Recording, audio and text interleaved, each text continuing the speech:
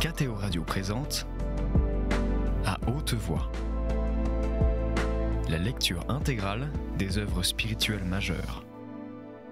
Aujourd'hui, Augustin ou le Maître est là de Joseph Malègue.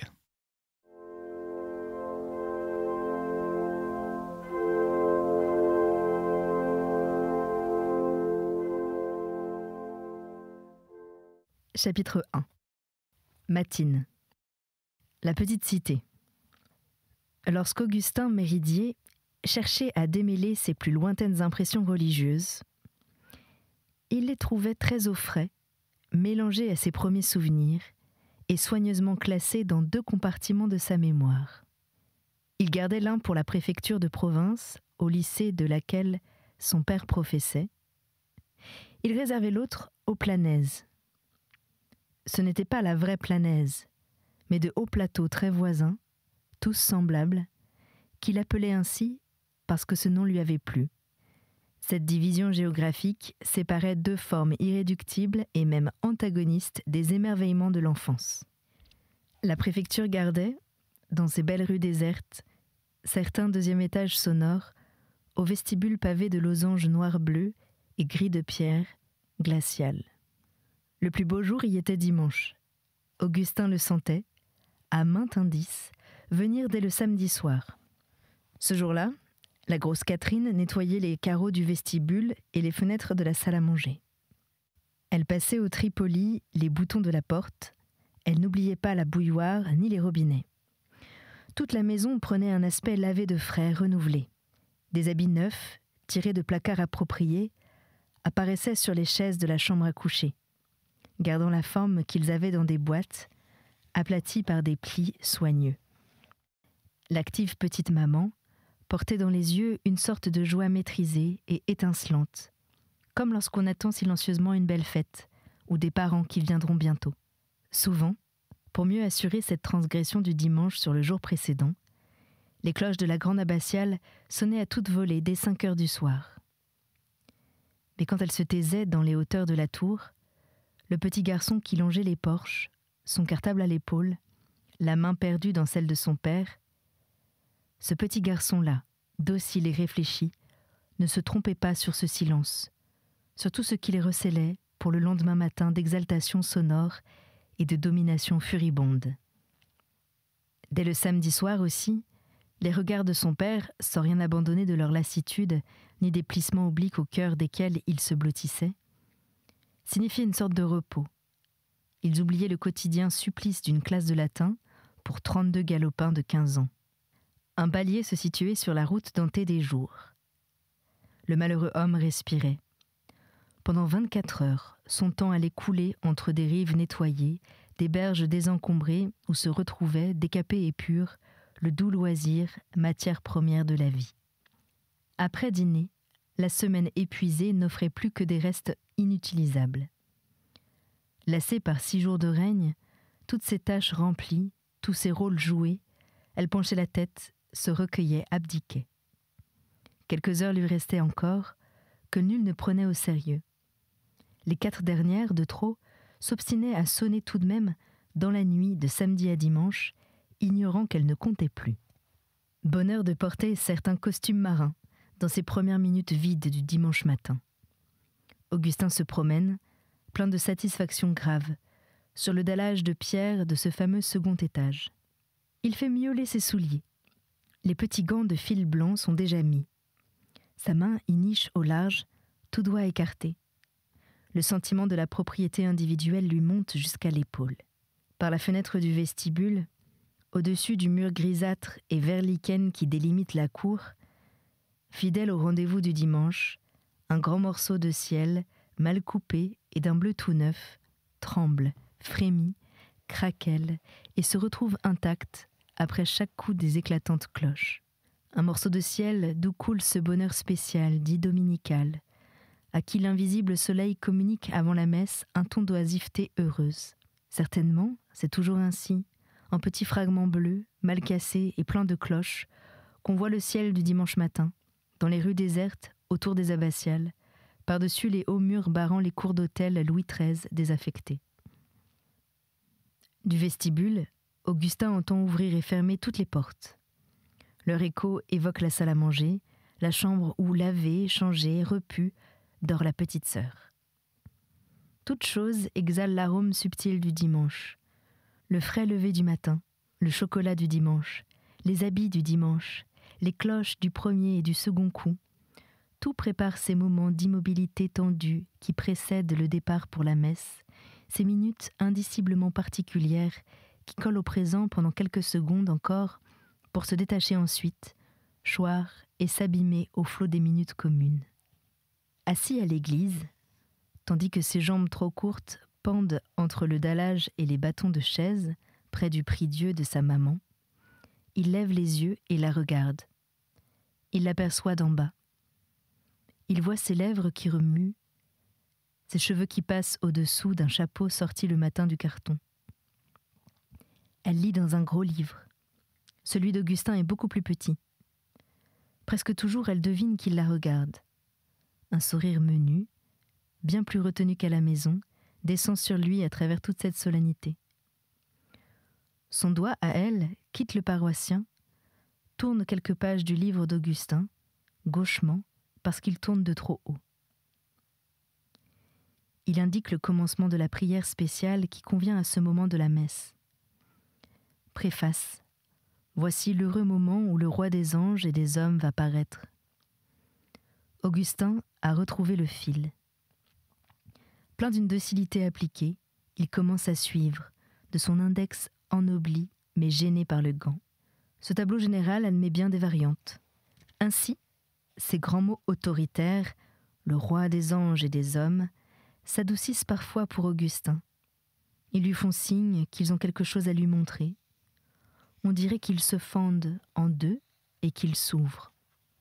De leur milieu monte une fumée subtile qui s'en va composer très haut dans l'air, plus haut que la région des cloches, une image d'or et de bleu, un vague tableau de coloris tendres où l'on voit, tortueuse et débonnaire, couler d'un vieux visage rosé la barbe blanche d'un roi.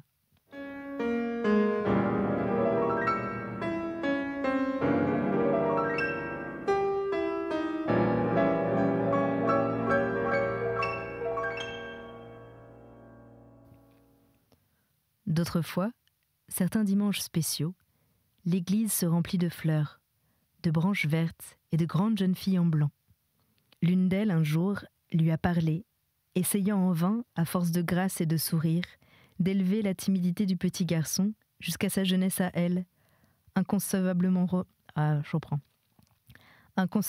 radieuse. Maman s'est excusée pour lui, en des termes qui ont décuplé sa timidité. « Oh, le petit sauvage qui ne veut pas dire bonjour à mademoiselle de Préfaille !» Vers l'autel de la Vierge, dans une chapelle féminine et pleine de roses, les demoiselles en blanc se sont rassemblées autour d'un harmonium. Deux vers de leur cantique suscitent une émotion profonde dont ils ne révèlent que des causes douteuses. « Je voudrais te suivre, ô ma mère. Marie, emmène-moi. » Te suivre, ô ma mère, veut dire sans doute te suivre à l'endroit où se trouve ma mère. Marie est le nom de la bonne qui tient le petit garçon par la main et que celui-ci supplie en vain. On est contre la balustrade d'une tombe bien entretenue, dorée par le soleil d'11 heures, pleine de fleurs mauves et roses. Le mot « suivre », chanté par des voix éperdues, semble tendu et porté vers le ciel sur de belles mains plaintives.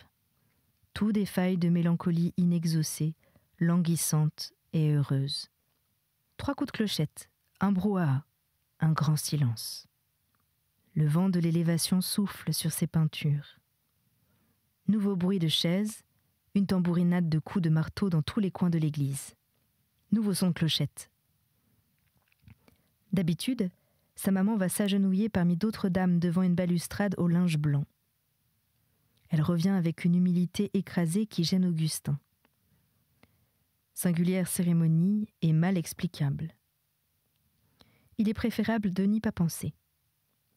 Augustin n'arrive pas à se figurer qu'elle puisse se rapporter à ce même tableau de gloire fleurie, bouquets, feuillages, statues, coloris tendres et cantiques, à cet ensemble singulier qui surplombe la vie de tous les jours, comme un dôme surajouté, décoratif, mais essentiel, partie d'un monde immense de songes, de contes et de jeux. Du moins, apparaîtra-t-elle ainsi, cette première vie religieuse, un composé de roses artificielles et de musique, si elle ne projetait jusqu'au fond de son cœur d'enfant, comme autant de tentacules despotiques et fouillants, les premières gênes de la vie morale. Jamais sa maman ne réprime un caprice sans dire qu'il a fait de la peine au petit Jésus. Le petit Jésus s'attriste quand on trépigne pour rentrer de promenade. Quand on refuse de quitter la table pour laisser mettre le couvert, au moment précis où l'on applique des couleurs à l'eau sur un grand livre d'étrennes, et que la fin du plaisir, coupée nette comme un élastique, se retire déchirante et enchantée. Si l'on répond à la bonne Catherine qu'elle n'est qu'une bonne et qu'elle sent très mauvais. Si l'on rejette hargneusement l'idée que le petit Jésus, lorsqu'il était petit, eût absorbé avec joie, lors de nouvelles lunes, la confiture traîtreusement bourrée de sémènes contrats. Si l'on pleure enfin pour se coucher et qu'on sait bien qu'en comparaison des graves chambres brunes solennisées par la nuit, les lampes de famille sont tièdes et délicieuses. Tous ces péchés se lèvent des coins anesthésiés d'une conscience d'enfant. Ils se totalisent implacablement à la prière du soir, tandis qu'on espérait qu'ils se dissoudrait tout seul dans un bienfaisant oubli. Le petit Jésus les sanctionne tous d'un même sourire, triste et omniscient. La grosse Catherine reçoit avec une humble morgue des excuses bégayées, puis s'en retourne à la cuisine, présentant à Augustin son vaste derrière ovalisé d'où pend un nœud de robe lourde.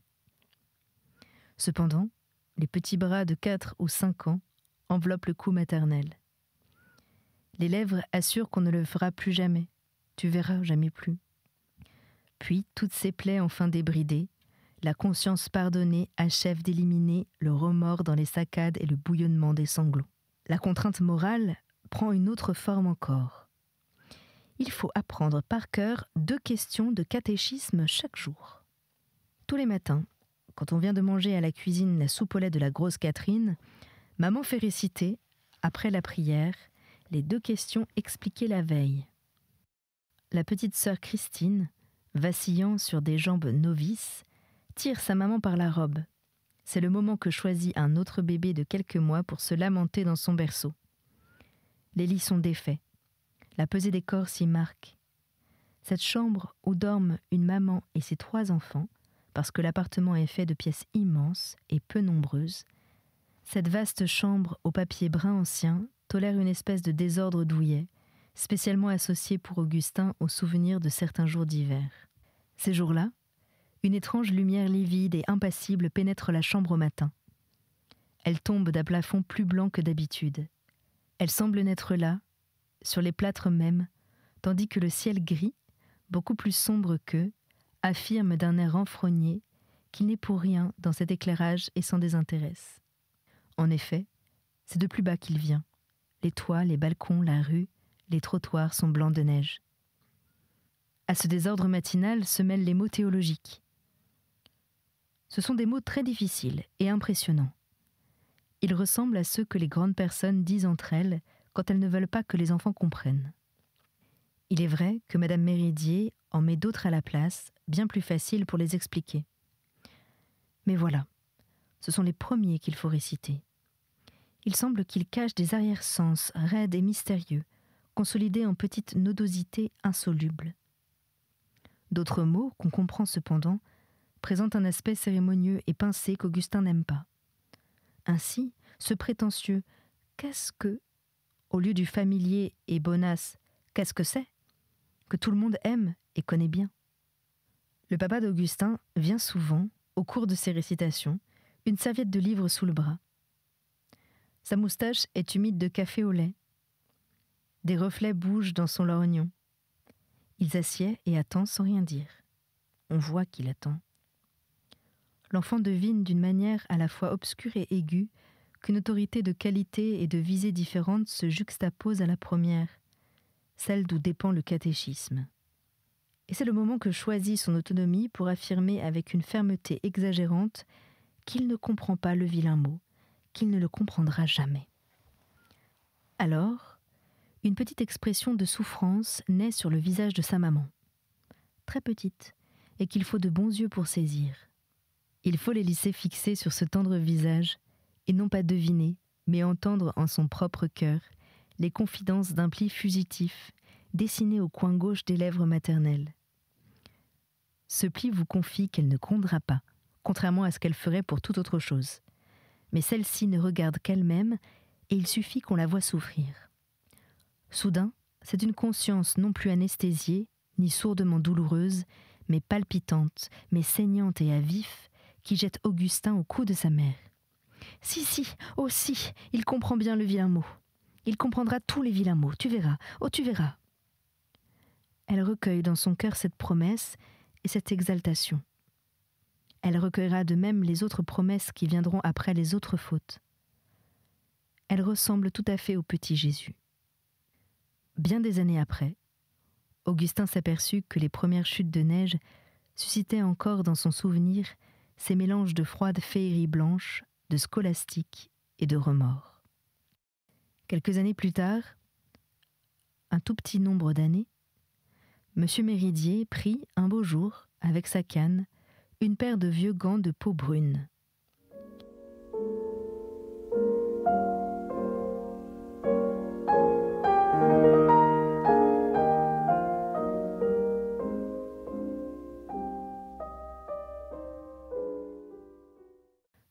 Il sentait l'armoire et la benzine. Ils parurent à Augustin extrêmement soignés et solennels. M. Méridier avait un air tout spécial, qui s'adaptait à ces préparatifs et protestait contre eux à la fois. Il semblait se railler et s'intimider lui-même. Il présentait à ses habitudes quotidiennes et à celles des siens une sorte d'excuse pour ses grands intrus. Soudain, il demanda : « Est-ce que tu veux venir, Augustin ?» Comme si, puisqu'il faisait tant que de se permettre aujourd'hui une chose extraordinaire, il pouvait bien en joindre une autre et les envoyer dans la vie toutes les deux du même élan. On prit la grande rue jusqu'à la place de l'Abbatiale. Elle longeait la façade nord, contournait le chevet et se continuait par une autre, au pavé fort pointu, portant le nom raclant, hargneux et magnifique de rue aux Prémontés. Elle était de plus humide et solitaire. Il s'y trouvait les seuls passants. Elle menait à une placette singulière, bordée de maisons froides et sans magasins, que son papa appelait des hôtels. Quelques-unes, toutes en pierre taillée dans le basalte du pays, protégeaient par des grilles leurs fenêtres de rez-de-chaussée.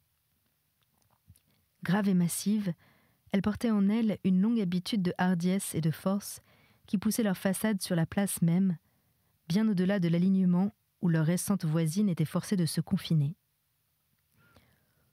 Au point de contact s'enfonçaient des retraits, barrés de tôles rouillées, qui coupaient en angle les trottoirs.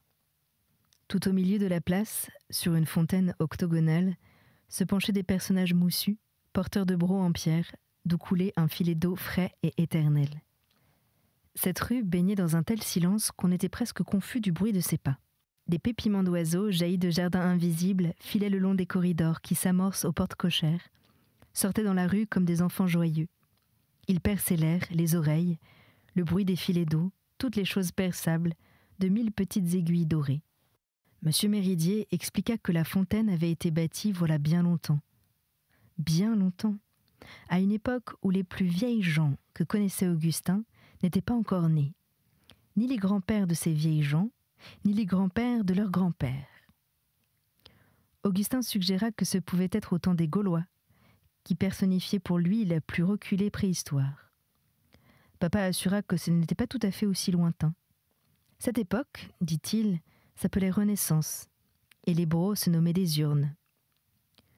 Augustin regarda son père, sentit les premières houles d'une science immense et qu'une forte main l'y maintenait à flot. Brusquement, sans que rien fît prévoir cette volte hardie, M. Méridier pénétra dans un des vieux hôtels. Comme en un long tunnel, au bout de ce corridor par où venaient les chants d'oiseaux, Augustin aperçut un énorme portail double, cintré, tout en vitrage. Un ventail était ouvert.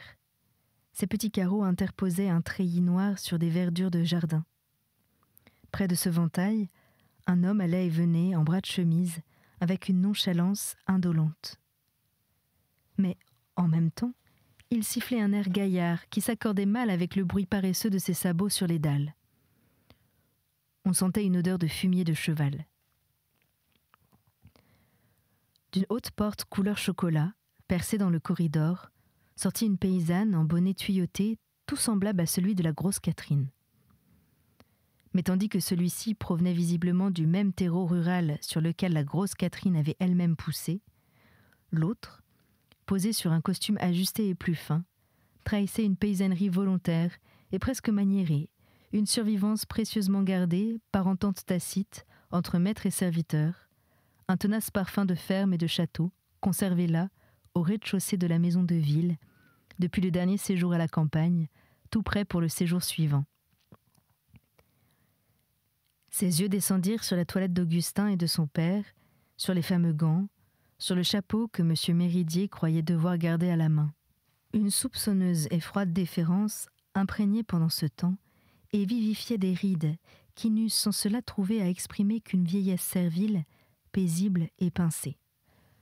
Pendant qu'elle parlait, Augustin discerna entre ses immobiles hanches et le chambranle couleur chocolat une table énorme, de vastes dalles, des points lumineux sur des choses de cuivre dans une grande cuisine voûtée. Oui, monsieur, madame la marquise douairière était chez elle, et si monsieur était monsieur Méridier, madame la marquise, qui avait donné l'ordre de le faire monter, ils poussèrent jusqu'à une autre porte ouverte dans la même muraille, mais pareille à celle du jardin, double et tout en vitrage. Une singulière impulsion fit se retourner Augustin. La servante paysanne, mains unies sur l'estomac et paupières baissées, les accompagnait d'un regard coulé, paterne et protecteur, où l'envie de troubler le moins possible sa quiétude se combinait avec un sens exact de l'absence d'empressement qu'elle pouvait se permettre. Un regard d'encouragement qui était le substitut du zèle qu'elle eût dû déployer, qu'elle déployait certainement envers d'autres personnes pour les conduire jusqu'à cette porte et la leur ouvrir. Un poêle attiédissait le monumental vestibule. Une casserole d'eau, où manquait le manche, surmontait son marbre cassé par places. Le tuyau s'enfonçait brutalement dans la belle vieille muraille. Au premier pas, l'œil et les muscles d'Augustin s'étonnèrent de la faible hauteur des entremarches et de la largeur des degrés. Un tapis uni de laine beige, à bordure grenat passée, revêtait leurs pierres. Un parfum subtil, errant, inidentifiable, offrait juste le début d'une prise floue, puis s'évanouissait dans l'air redevenu neutre. Mais après quelques autres de ces douces marches larges, on s'apercevait qu'il était revenu, jouant de nouveau à se laisser reprendre, à faire respirer jusqu'à ce qu'il la retirât, une fois de plus, sa confidence incompréhensible. Des fées en robe de jadis, aux railleuses révérences, aux minuscules pieds valseurs, montaient devant eux, et la douceur des entremarches mesurait exactement l'ouverture menue de leurs pas. Le grave petit Augustin dut descendre assez profond dans le sentiment des choses permises pour demander d'une voix changée. « Chez qui on est, dit papa ?» « Il faut dire, chez qui est-on ?» Puis, joignant au conseil le renseignement, « On est chez madame de Préfaille. » Ils s'élevaient ainsi tous les deux, la voix assourdie sur le tapis aux teintes épuisées de cette noblesse de province.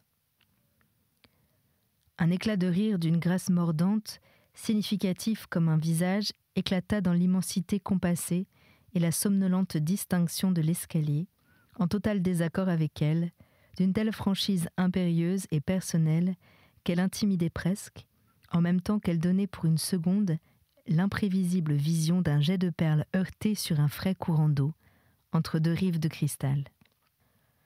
Le même désir d'apercevoir la jeune fille emplissait chez le petit garçon de 7 ans, et chez son père 2 cœurs bien différents. À l'âge de M. Méridier, le sentiment de la grâce et de la jeunesse comporte l'évaluation stoïque, précise et sans bavure, d'un long morceau de temps irréparable. Mais pour Augustin, c'est une brusque entrée dans des pays inconnus. Ce qui vient à lui pour le prendre dans ses bras et l'enlever vers d'autres formes de vie, C'est un bonheur dangereusement violent, tout rose, entièrement neuf et inéprouvé, écartant avec de dédaigneux sourires toutes les formes de ses bonheurs précédents, le capturant, le ravissant pour de bien autres aurores. C'était À haute voix, une émission de KTO Radio. Aujourd'hui, Augustin ou le maître est là de Joseph Malègue. Lecture, Anne-Céline Pellarini. Captation et réalisation, Aymeric Plouminec et Thibaut Dagalier. Une émission disponible en podcast sur ktoradio.com et sur l'application KTO Radio.